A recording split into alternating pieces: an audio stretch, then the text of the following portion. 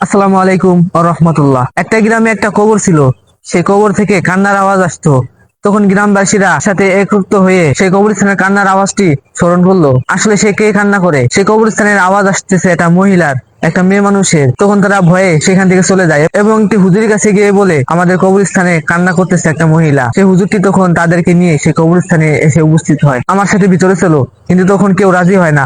তখন দুইজন ব্যক্তি রাজি হয় এবং তারা তিনজন মিলে সে কবরস্থানে যায়। সেই ভাঙ্গা কবর থেকে আওয়াজ আসতেছে। তখন সেই হুজুরটি সেই দুজনকে বলল, তোমরা এই কবরের মাটিটা একটু সরিয়ে দাও। এবং দেখলো একটা মেয়ে বসে আছে।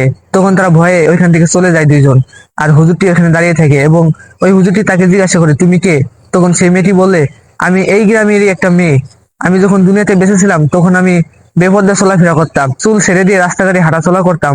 আমি ঠোঁটে লিপস্টিক ব্যবহার করতাম মানুষকে দেখানোর জন্য। তাই আজকে আমার এই অবস্থা। তার সমস্ত চুল সাপ হয়ে তাকে কামড়াইতেছে, তার ঠোঁট গলে গলে পড়তেছে, তার চোখ উঠিয়ে নেওয়া হয়েছে, তার হাতের নখ টেনে টেনে উঠানো হয়েছে।